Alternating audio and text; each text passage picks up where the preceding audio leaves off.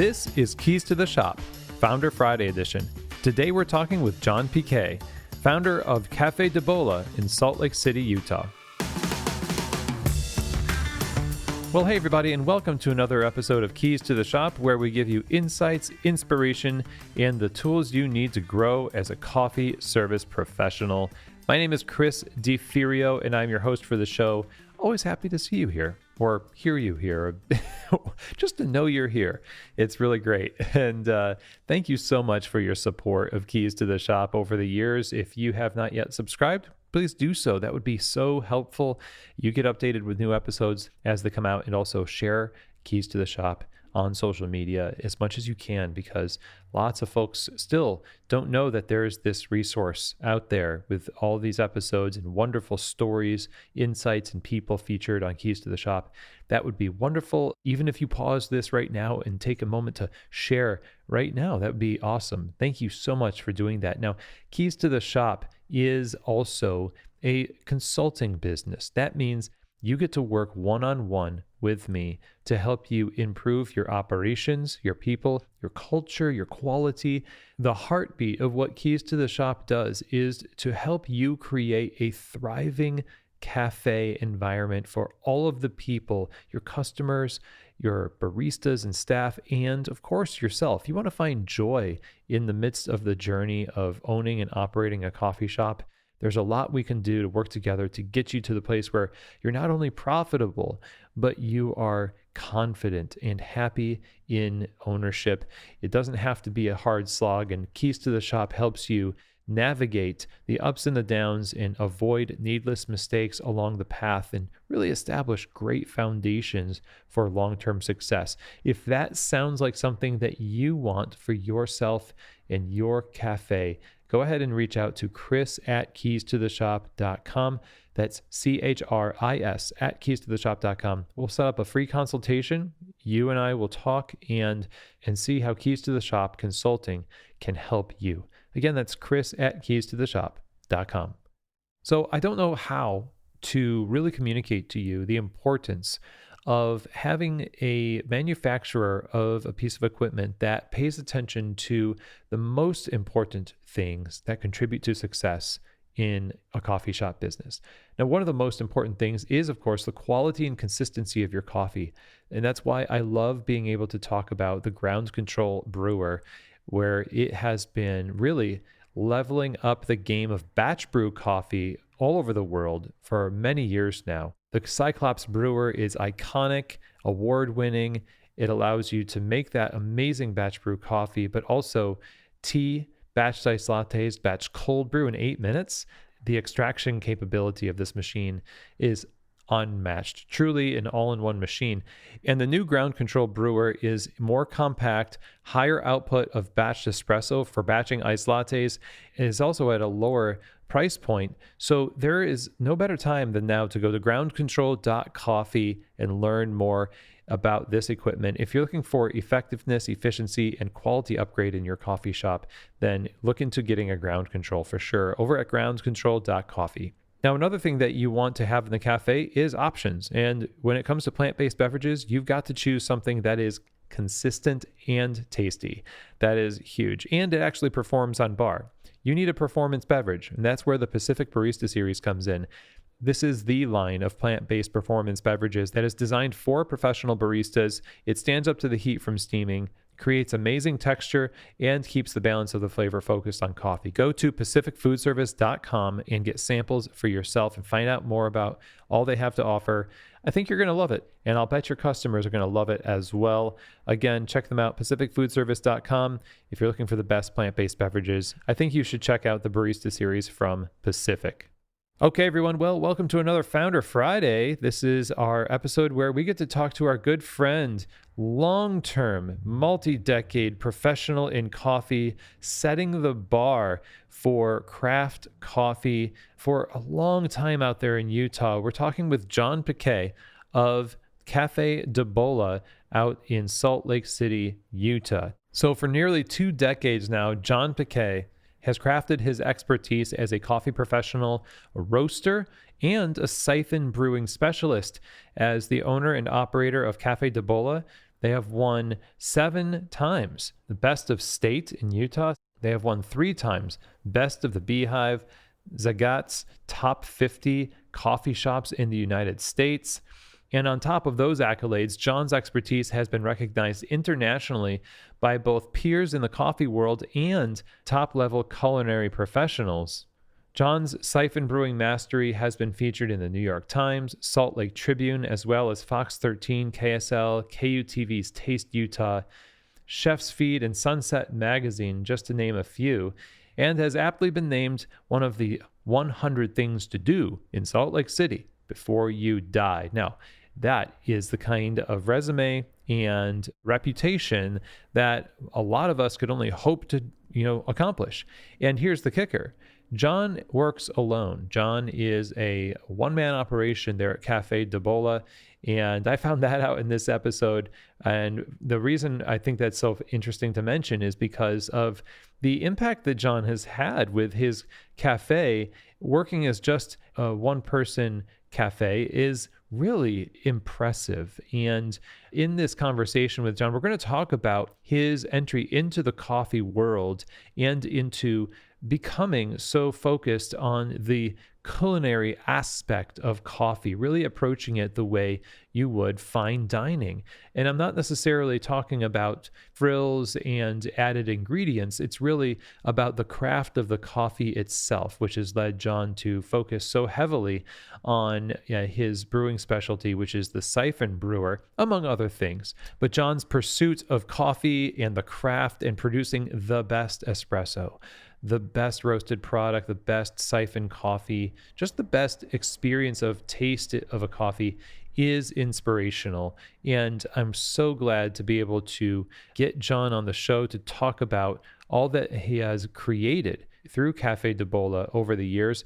And I think John's passion, dogged determination, focus, and aspirations with Caffe Dbolla and what he's been able to accomplish over the years is really going to be instructive and an inspiration. So without further ado, let's get right to it. Here now is my conversation with the founder of Caffe Dbolla, John Piquet.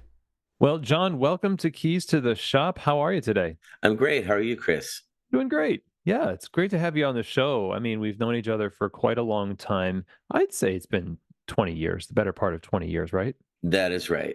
Yes. And, one thing about the industry from that age is like everybody, eventually starts to like settle down and root down and do things. And we're all busy doing coffee. And so there's not as many parties and throwdowns and conferences as there used to be. But I'm glad we're all kind of busy in our own little areas doing great work. And that's why I'm excited to have you on the show, because you've been holding it down in Salt Lake City for quite a long time and have been kind of a pillar of specialty coffee there and in the industry for a bit. And so diving in today for Founder Friday is a real treat. So thanks for being on the show. Where did life start to become about coffee for you?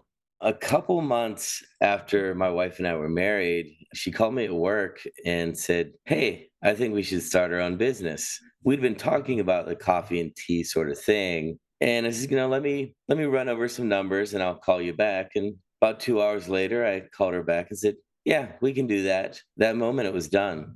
So this was like 2001 fall. I was pretty aware of what I didn't know. And then it was a couple of year journey to start traveling and looking for the things that I liked and didn't like and filling in the gaps that I needed to fill in, before we could launch this thing. Well, okay, so this is just something that you wanted to do because you wanted to do it. Why was coffee and tea one of the options that you had at the time to choose from? Was it something you just loved and thought, well, I love it, so maybe I should have a business around it? Well, so my wife, I Ching, she's Taiwanese. And so there's a lot of sort of tea culture there. And, and you don't want to just do tea. More people are doing coffee. And so it just seemed like a smart idea. I wasn't this coffee person before I started. It was just, I like tasty things. And in fact, our vision for things was nowhere where we ended up. Our entire idea of a coffee shop was Central Perk on Friends. That was my idea of a coffee shop. Really? Yeah.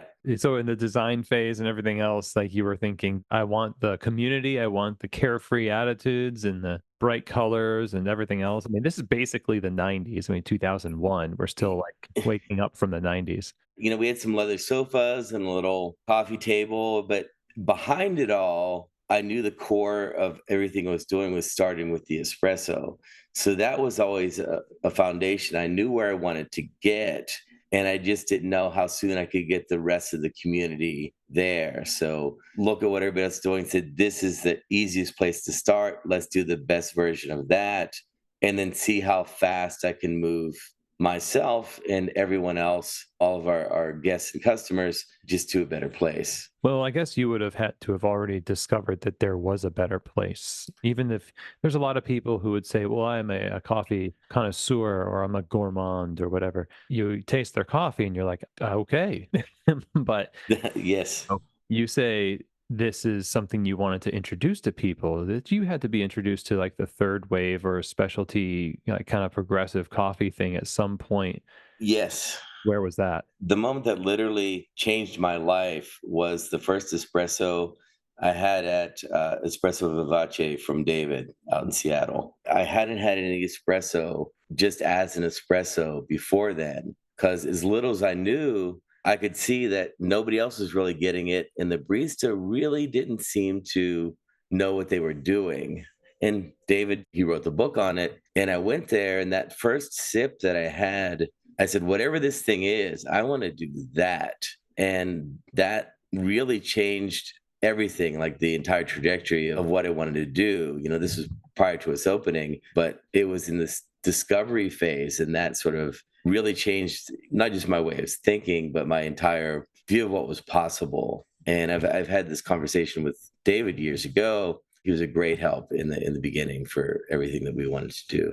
I love that story. And when taste changes the trajectory of what we do in life, it feels like it's a lot more. It's more than just the taste, it's something that it represents and the possibilities of coffee that for the past 20 years now, you have been doing. I mean, you've been open how long now? It's been over 2 decades, right? This is our 20th year. So officially, we'll have completed 20 years this summer. Oh, lovely. Well, congratulations. That is huge. And the possibilities are endless in many ways of thinking. I think with espresso, especially as you started to try to, I imagine, replicate that experience that you had for other people, maybe even by mimicry or like saying, how can I get that in my place? At what point did you feel like I've achieved that and I want to start exploring beyond that starting point? As good as it is, maybe there's more to explore with espresso. So when we started, we didn't roast. I knew better. That's something that I definitely wanted to do, but I hadn't learned that part of the craft yet. And so I started with another Seattle place, traditional Caffe Darte, Mauro and Joe Mancuso's place. Joe, again, probably one of the kindest people in the industry, was very helpful. And interestingly, that was David's first coffee when he started, because he didn't roast when he Right. I started as remember. well. We're in Salt Lake City at elevation. So I thought of David first, but at that time, the equipment wasn't out to really properly do his espresso here. He was very particular about temperatures needed to be at. And all the PID machines and that just weren't a big thing yet. Now, by the time we opened, they sort of were, but we'd started with Caffe Darte, and it was just a very delicious, more traditional espresso. And prior to that, we tested a lot of different espressos from a lot of different places, and this was the one that I could execute like every time, get something great out of it. So that was kind of our foundation. And so I felt that from the very beginning we were already operating at that level. I knew it was out there. To me, I saw these best places that were exhibiting quality as my starting point, not as something to attain. And so I think that's how, I was very hypercritical of what I was tasting. And, I felt like this is the best place to start. And that's kind of how that went. Just sort of over the natural progression, maybe the first couple of years, everything at our shop started to trend less flavor or no flavor. Because we started with a handful of syrups, and those kind of went away, and then we just had the very basic ones, vanilla, your caramel, your chocolate. And some years later, those all went away too. But it was about everything trending towards smaller and blacker, and it was all because of the espresso. Going back to the whole roasting part, I worked with Darte for about the first 15 to 18 months. And then once we were about 18 months in, then I was doing 100% of our roasting. So, but slightly before we opened and through that whole process, I was continuing to work on that. And when I felt that this is where I wanted to be, then I just kind of took over that part. Where did you want it to be? I think I wanted to ask that because, as unbelievable for me and you as it might seem, there's a ton of people who might not have ever tasted David Schomer's coffee or Darte or Yeah. the profile to me sounds like it's a very, there's a through line, there's a similarity there. But explain that to us and what your takeaway was like, this is what I want to replicate. The blend that we were using and what David does is a Northern Italian blend, sort of, sweeter caramels and chocolates. And to me, I see as a very rudimentary, but just delicious coffee. What I was looking for was something that was a little bit of complexity, some chocolate, a little fruit, some sweetness, but it should be perfect every time. There should be no overt bitterness. There should be no sourness. It should be balanced. And that was kind of a starting point. But for me, I never really settled on having a single blend. When I first started doing things, I tried for about 6 months to do this. Hey, let's have this thing with some chocolate berry caramel. And that was a really good iteration of a blend. But it got very boring to me very fast. And I had all these wonderful coffees. And I said, why can't I capture all those same flavors in my espresso? And so I started exploring all of that. As far as I know, I was one of the first people in the industry to be doing all those higher acid coffees that it was always said, don't use these things as a base for espresso. Or I was very ahead of the curve on that. For me, it was about, I want to be able to capture all those flavors, but I still want, espresso is espresso. I want that texture and that silkiness and that balance. And it was just really a function of, I was committed to achieving that result, and lots of mistakes, lots of testing, lots of adjusting, and eventually you get there. So when you're talking about, we could say single origin espressos versus blends and distinguishing that as something that is brighter. And we're talking about the early 2000s still. So you're right. That is like trend setting. People aren't doing that because the blends are dominating. Blends are awesome, by the way. Now in the beginning, I primarily did lots of blends. In fact, I did blends, I think, primarily for about 18 of the 20 years. For me, I found out it was like more of an equipment issue. It's about what, combination of grinder and machine, what output are you getting, in your espresso? So I'd say 80% were blends and 20% straight in single origin. And I always thought of blends as typically two things and sometimes three, but pretty much only two. Because, when you're brewing an espresso, it's intensifying a lot of flavors in there and it's covering up some other ones. Some of the, well, maybe I need to add something to round out that picture. Years later, I found out with just better equipment, and the difference for me is I changed my grinder up to the Versalab. So I use a Versalab M4. Oh, wow. The amount of flavors that was bringing out, I just didn't need another thing to complete the picture. In fact, the picture was, there were more things going on than I would with trying to do a very well constructed blend. And for me, a lot of what I saw with a lot of the single origins, that they were bright in the wrong way, that people really hadn't learned to develop flavors properly. So a lot of the reason why I never did too many just straight single origin is there were such bad examples of that in the real world. And I just didn't want to be associated with that. Every once in a while, I'd put something out, honestly, just to flex. But I think whether it's a blend or single origin, for me, it's about maximizing flavor and nuance while still maintaining that silkier, luxurious texture. So for you, the inadequacy of mainstream equipment often was a catalyst for people developing. Their response to that was to develop blends, overdevelop blends to cover up for the inadequacy of the equipment. As you got better equipment, you got stripped down less and less in the blends, and you could see that you were just pulling out the best things and not pulling out as many of the negative flavors. I think so. At least that's how I saw it, but I'm not sure how other people approach it.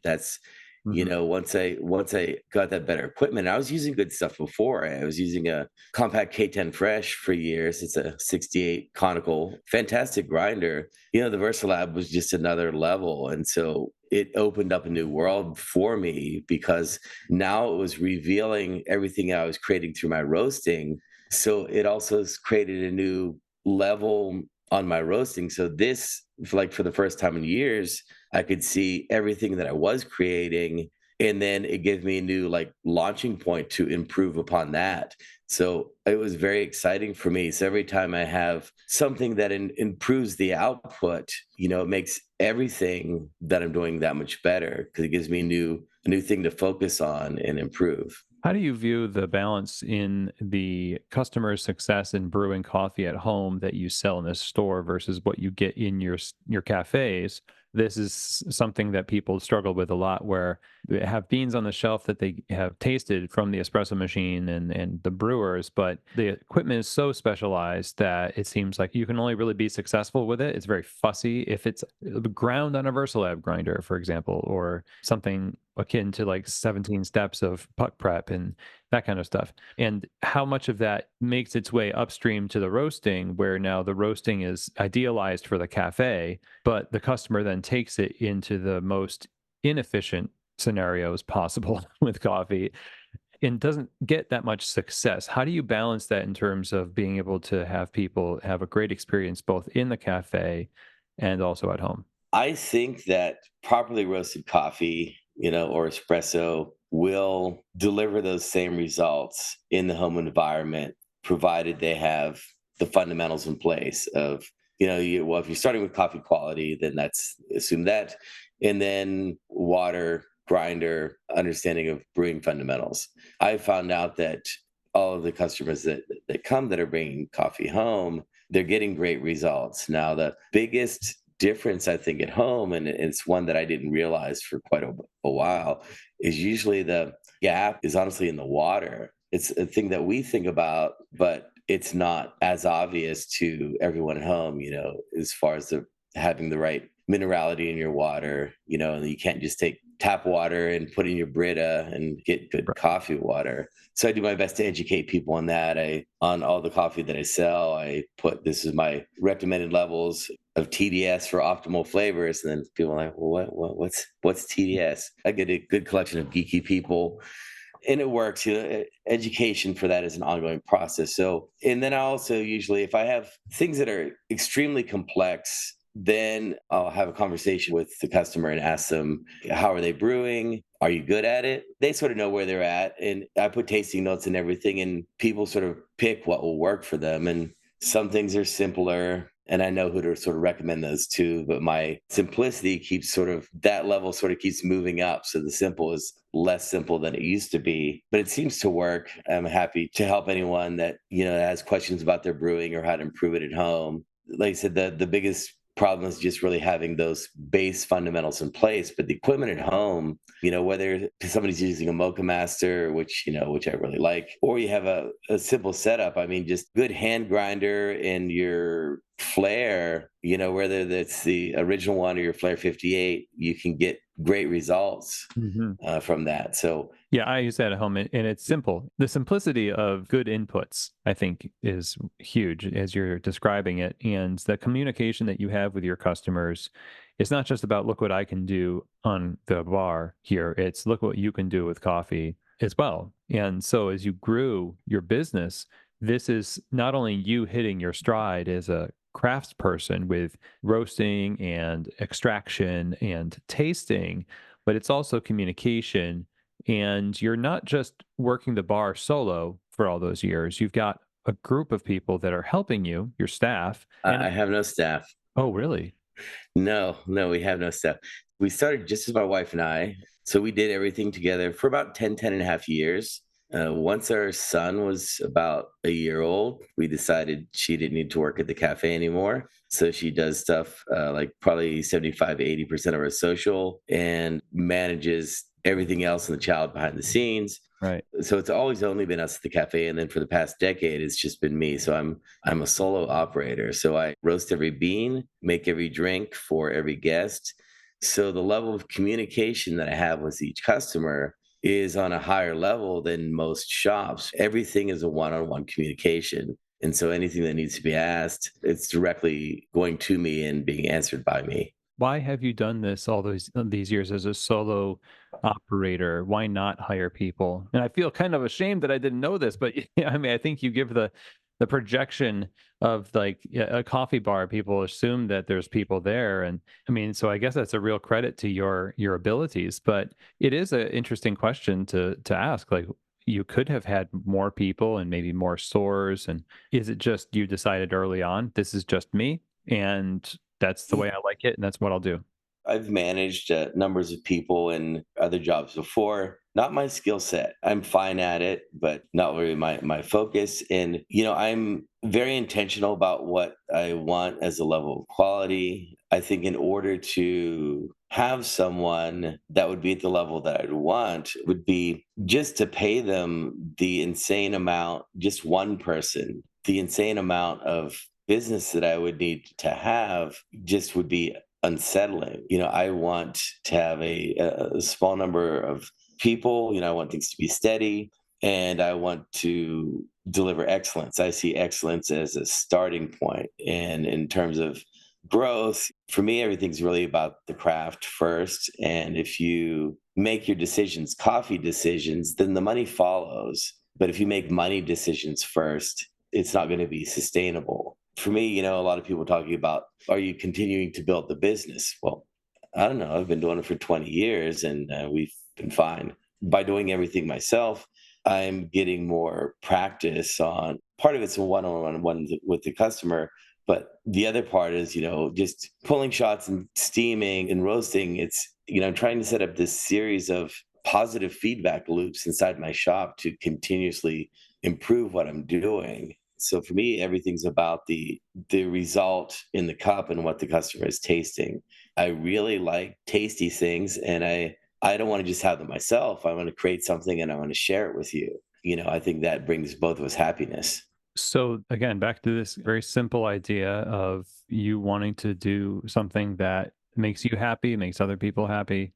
And when you said we're doing fine, my question is, well, why be fine when you can be great, John? You won't want to have roasting operations and, 6 different coasts around the world. Is No, because the quality is just going to go downhill. If other people could do what I'm doing, they'd be doing it. And I can tell you they can't. Talk to every best person that has visited. There's things that I'm doing that the people are just not executing. I know where my strong points are. I can't manage 20 people and figure out how to fund a farm and have all these logistical things. But I think in terms of just from like maybe a old European or just a Japanese sort of viewpoint in terms of philosophy, it's about excellence on a small stage, but still has a lot of impact. I don't need 20 stores for validation. The respect that I have is because of the quality of what I'm putting out in my attention to detail in the craft. It's interesting that impact came up because that's what I think a lot of people maybe conflate growth with impact in that volume and expansion and multiple stores and operating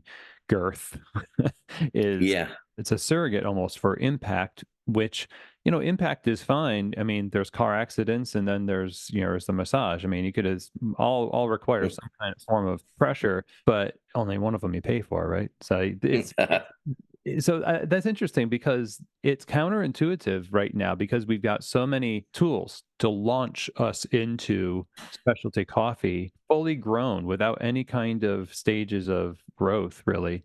But you've taken this route for 20 years that feels like you're fulfilled. You've got a reputation that precedes you, and you're making impact because of what you're doing, but it's just you in just one store. And that's really refreshing. I feel like that's kind of hopeful for a lot of people out there. Yeah, but I go to some maniacal lengths to get things done, and my sort of circle of colleagues are more outside of the industry for the most part. There's a tiny handful in the industry, but I think a lot of people are just not very innovative. So my connection point is really just like Michelin star chefs and, Iron Chef winners and people that are just great in the culinary field. And, we're connecting on that level. And I think it's just a whole different way of thinking, just as a point. So for my espresso, we tier our espresso like a best, better, good, kind of like whiskey. Hmm. As a reference, my starting point is 35. It's $35 for the top espresso, except for some off menu stuff that might be more. And then we go down to 11. And then all the drinks, whether it's cortados or cappuccinos or Americanos are all less because you're devaluing that espresso. And that's kind of how we're framing that. And then each of those espressos are independent and they have their own sort of timetable, but they change on average about once a week. So through the year, I'm doing 50 up to 100 unique espresso, and I don't repeat any single iteration. So I might use the same coffee, but different roast level, different roast profile, different outcome. And that's so I can continue to learn new things. And then I can share that thing with you and you can learn new things as well. And so this is how I'm thinking. So for what I do, a lot of people don't even see us as a coffee shop. They either refer to us as an artist studio, and that just happens to be my art. I see myself as somewhere between a chef's table and a Japanese cocktail bar. So my framework that I'm working from is different than pretty much everybody. It sounds like it. Yeah. I mean, and the idea that you've got this, I don't like using the word exclusivity because it feels like you've got something for people to engage with who aren't going to pay 4 times what they're used to for an espresso. And it still is going to taste good, but you're offering a higher level if people are wanting to splurge in the same way that a restaurant would have those higher tier options for guests, but not leave out good options for people who aren't willing to like break open the bank for wine or the bone-in tomahawk steak or something like that. Yeah, the interesting thing is that we were at our original location for about 18 and a half years. And then we relocated. And then I've been in my new space just a little over a year. It's just a better location in the city, better opportunity. And so we went there.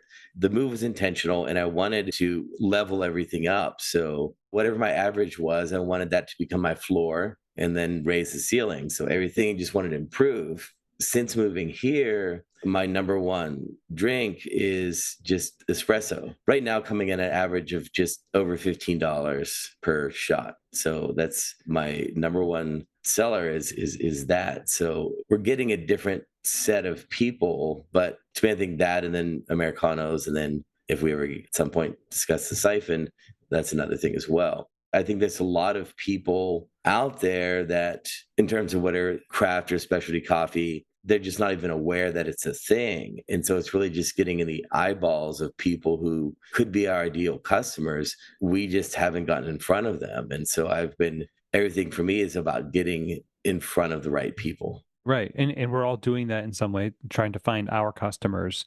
You talk about earlier how quality would go down in the kind of expansion that I was kind of overplaying a little bit. But if we're trying to make everybody our customers, then we necessarily have to create a lot more margin. And that's fine for a lot of people who have multiple stores. And I'd say a majority of people listening to this, seeing as how you're quite an anomaly as an owner in the best way possible, do that. They have multiple stores, they're roasters, they want a large wholesale program, they want these things. And you have chosen this very specialized and very craft heavy route for how your business runs.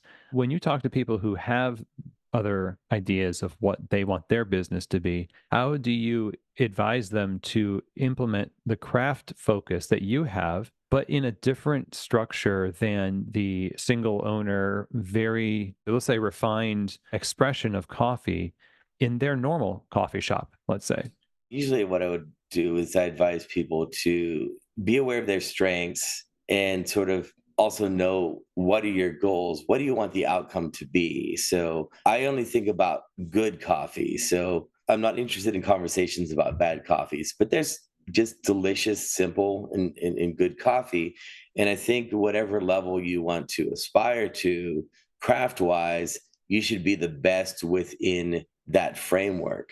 If you want to do simple traditional stuff, it should be perfect. And if you want to do very complex, nuanced things, that should be perfect as well. And so I think you have to be aware of your skill set, aware of the framework that you want to work in, and then we can dig down and how do we get the best outcome for that box that you're in. Then I think you have to be a leader in what you want to do. You have to really bring your customers along. They're looking to you to be led. They're not experts. That's your job, but it's also your job to deliver what you've promised them. And so I think that's sort of my starting point. I like that. Leading your customers and choosing where you're going, I think, is obviously a really important thing when you want to lead people somewhere.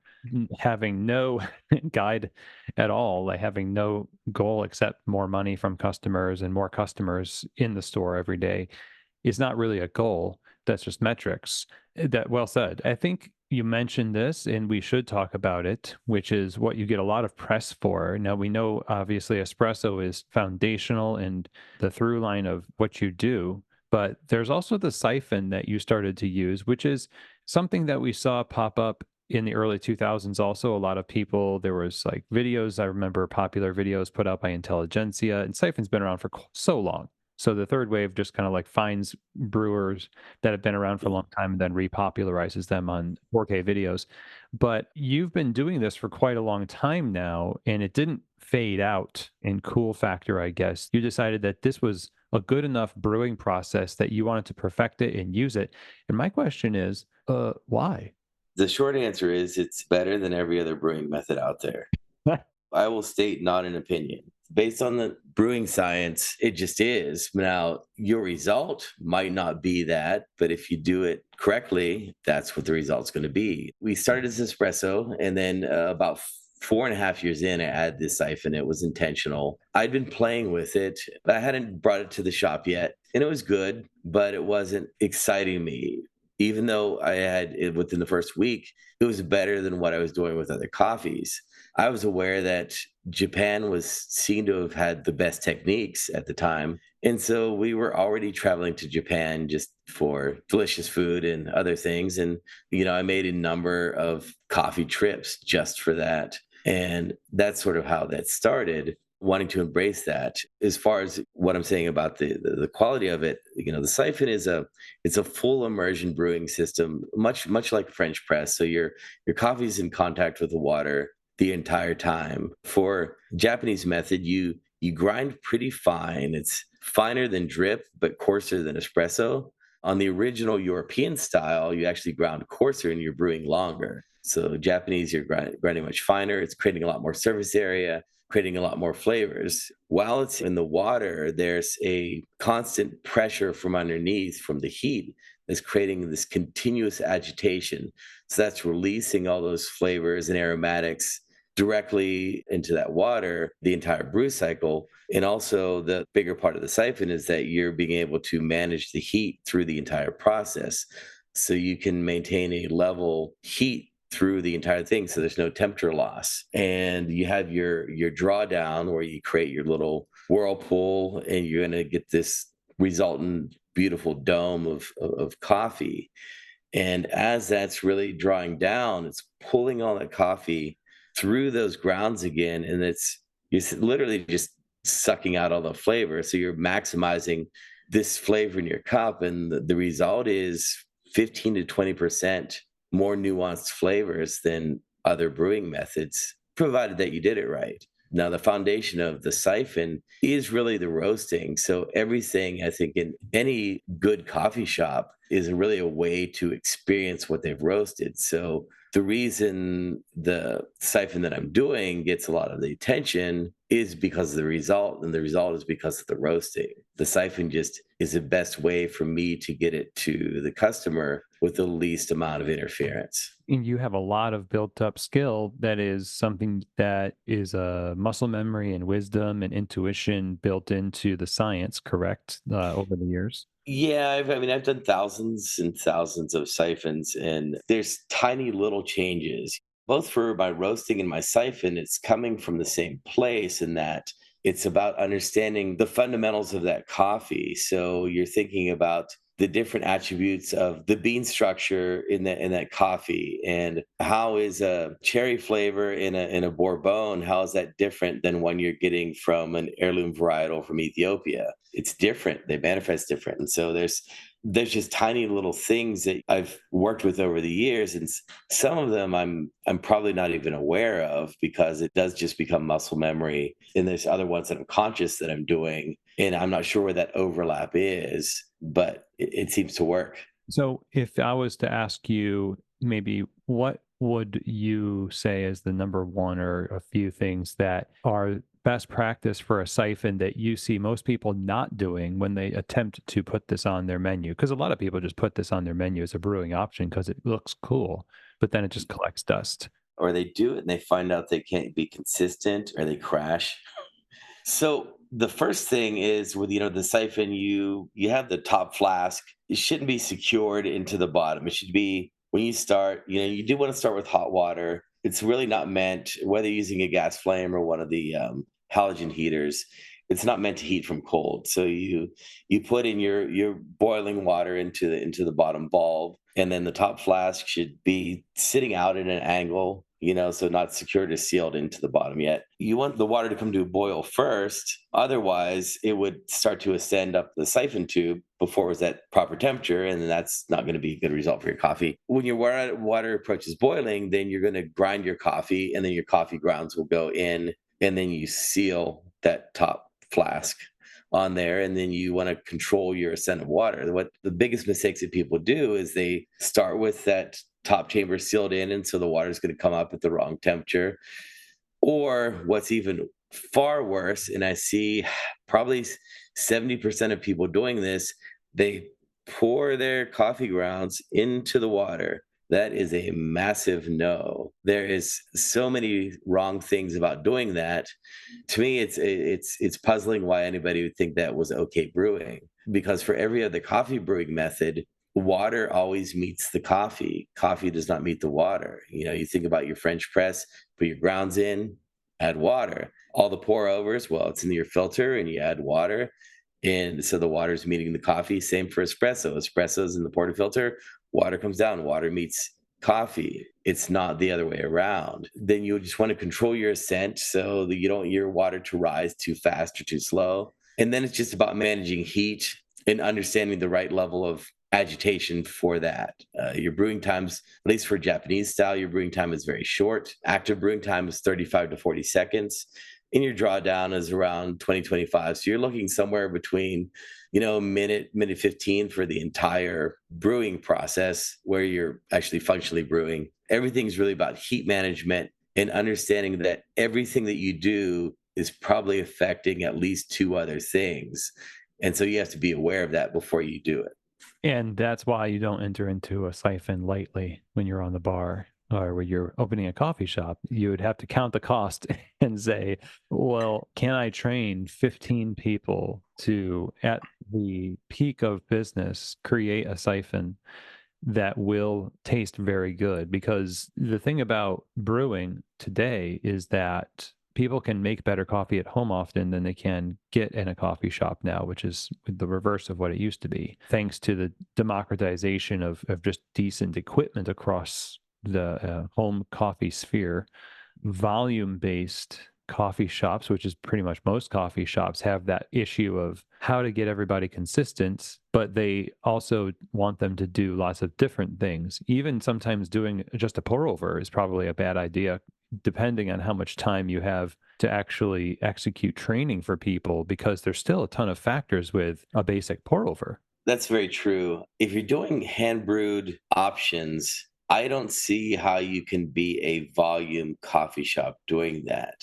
I guess you could have volume on other things. For me, I have the belief that if you're offering any hand brewed option, whether it's siphon or pour over or French press or even AeroPress, if you're brewing it by hand as coffee for the customer, in-house only. There should never be, and a siphon, certainly you would never offer it to go. That's not a thing. I don't see how you would ever do pour over to go. It makes no sense. And so with that in mind, you're expecting those guests to be there for a bit, because so it's not about volume if you're doing the siphon or a great pour over.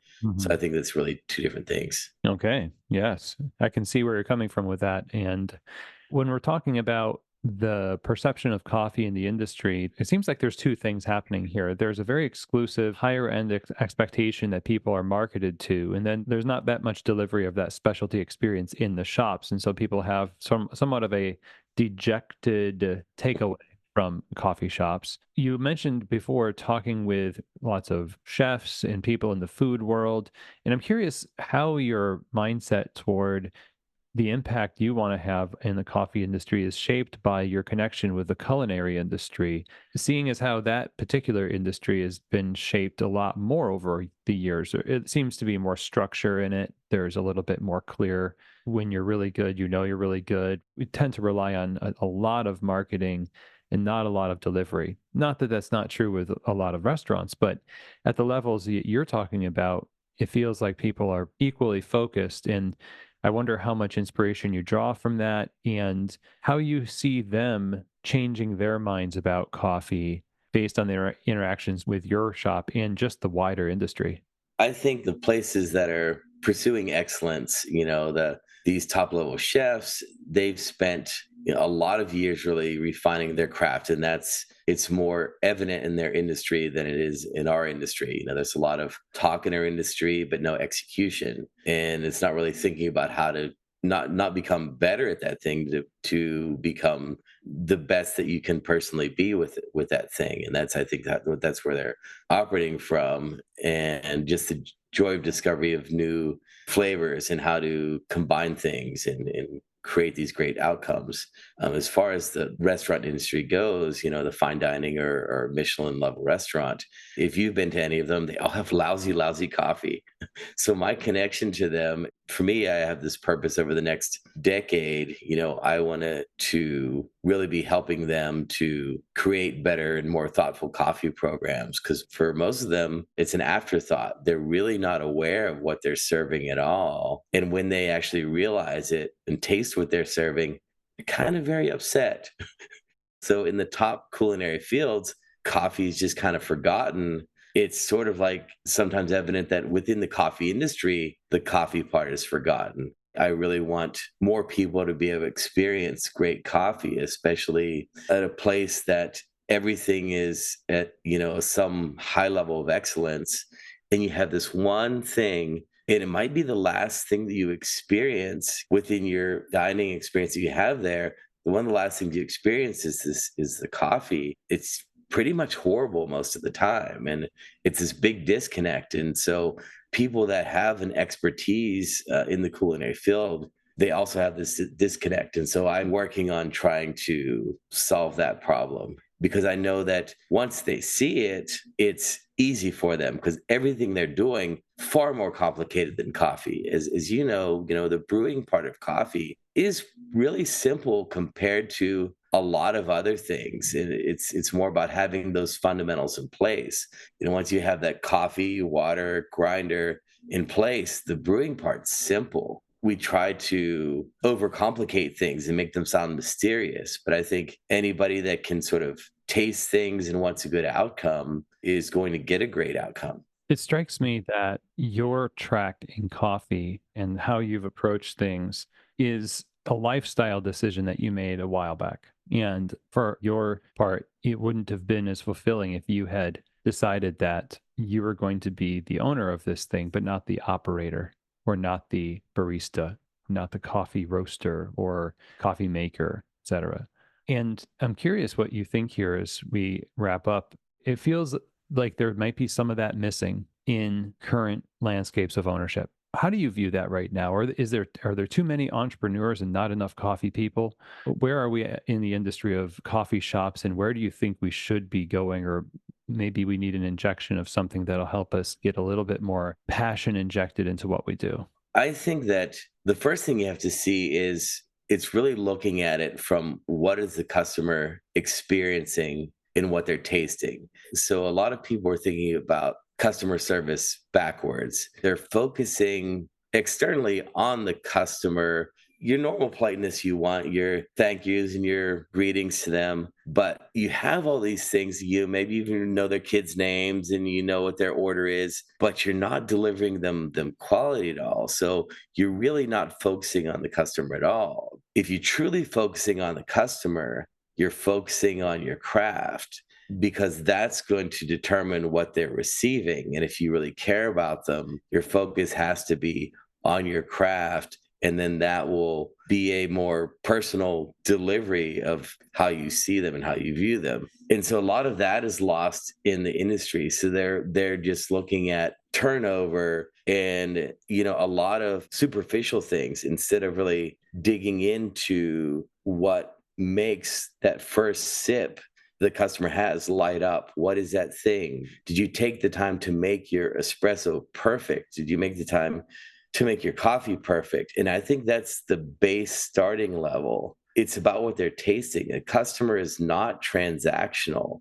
A customer is someone that is coming to taste what you've created. And I think you have to honor that by spending more time getting better at your craft. And I think that's what's lost. And I've seen you having some conversations recently about a lot of automation, and I think that could really just kill a good section of the industry, even though for some shops that might be better. But if you want this craft to continue and actually have this human connection about the joy of sharing something delicious, then everything comes back to understanding and focusing on the craft and getting a great outcome for your customer, which is delicious coffee and espresso. Man, well said. And I'm 100% with you on that, John. And this is why I was excited to have you on the show, for real. Thank you so much for 20 years and congratulations, 2 decades of doing exactly what you're talking about. We really appreciate you. Where can we learn more about Caffe Dbolla and get your coffee? Visit when we're in town? Our website is caffedbolla.com. That's CAFFE, D as in dog, B as in boy, OLLA.com. And then we are also on Instagram and Facebook and X. Perfect. And a really quick aside here, where does the name come from? Cafe with the 2 F's, that's the Italian spelling. So that refers to espresso or espresso bar, which is our root. And then Dbolla loosely translates to of bubble. We started, so my wife's Taiwanese, and we also do an elevated bubble tea, tapioca drinks from Taiwan. So it's to represent that as well as the micro bubbles in the crema on the espresso.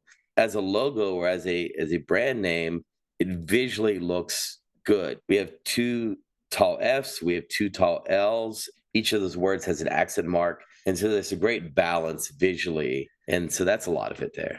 That's awesome. And I don't know if you've thought about this, but subconsciously, I wonder if it sounds an awful lot like the bolo tie that Mr. Schumer wore in his book. Sure, it's not based on that. You never know. He's got far-reaching things going out there. That's right. Well, John, a pleasure to talk to you today. Thank you so much for joining me on the show. It was really cool and inspirational to hear what you've been able to accomplish. Thank you. Oh, thank you for the invite, Chris. It's been great talking with you as well. I'm very excited to share what I do with someone like yourself who's been a leader in the community as well. Okay, everyone. Well, I hope that you really enjoyed that conversation. Truly a unique expression of coffee in the world of coffee. And I so appreciate the focus and the attention to detail in what kind of an impression it's made both on coffee people and on people in the culinary world. And this is something that John spoke about in our conversation. It's proof to me that you don't need massive scale to have massive impact. And if we could just take a page from John's playbook and maybe the word is scale down and reinvest our energy resources and attention resources on the things that truly resonate with our customers and push us forward in terms of quality and delivering a wonderful experience for our guests, then I think listening to today's episode was totally worth it. And I know you probably picked up a lot of other things as well. John had many great insights to share with us. So a huge thank you to John for being on the Keys to the Shop podcast. The next thing you need to do is go onto Instagram and follow Caffe Dbolla at Caffe Dbolla. And then you need to go to their website, caffedbolla.com. And finally, if you are in the Salt Lake City, Utah area, go to the shop and experience this for yourself. The address there is 299 South Main Street, suite number 130. And we'll, of course, have all of this information in the show notes. But yes, definitely visit John if you can. Get to that website, follow on Instagram, and all that fun stuff. So now, if you have any questions, comments, or feedback for me about today's episode or any other episode of the show, go ahead and email chris@keystotheshop.com. It's also where you can reach out if you're interested in Keys to the Shop consulting, working one-on-one with me to help you build a wonderful cafe or to improve your wonderful cafe or to improve the operations, people, and quality of your existing cafe. chris@keystotheshop.com. And with that, that is the end of our episode, everyone. I really appreciate you joining as always. Don't forget to share the show on social media. It's really how people become aware of what we do on this podcast. And so thank you. And as always, I hope that this episode has truly given you keys to the shop.